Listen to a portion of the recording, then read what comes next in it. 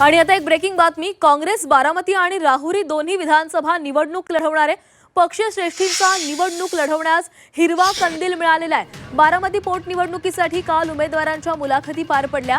राहुरी पोटनिवडणुकीसाठी उमेदवारांची निश्चिती केली जाणार आहे। मित्र पक्षांशी चर्चा करून उमेदवारांच्या नावाची घोषणा केली जाईल।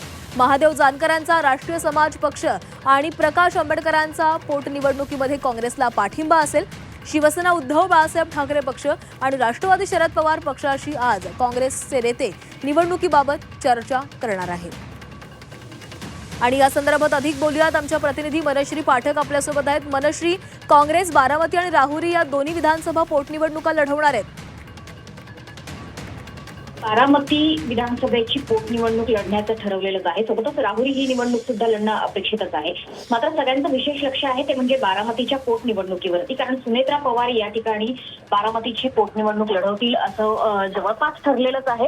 मात्र सुनेत्रा पवार यांची निवड ही बिनविरोध होणार नाही हे आता स्पष्ट झालेलं आहे।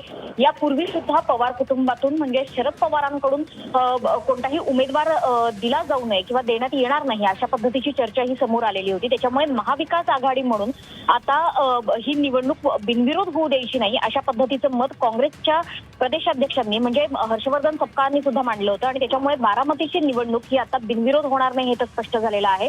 मात्र या निवडणुकीत आपल्याला सहयोग मिळावा याकरता काँग्रेस हे उद्धव बाळासाहेब ठाकरे पक्षाशी आणि सोबतच शरद चंद्र पवार राष्ट्रवादी पक्षाशी फोनवरून चर्चा करणार असल्याची माहिती मिळते।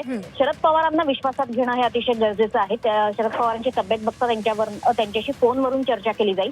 मात्र या निवडणुकीत महादेव जानकरांचा राष्ट्रीय समाज पक्ष असेल आणि प्रकाश आंबेडकरांचा पक्ष असेल हे मात्र आमच्या सोबत असल्याचा दावा काँग्रेसने केलेला आहे। त्याच्यामुळे इथून पुढे आता बारामतीची निवडणूक बिनविरोध होणार नाही यावर शिक्कामोर्तब झालंय। येत्या 2 दिवसातच कदाचित काँग्रेसकडून उमेदवार सुद्धा जाहीर केला जाईल।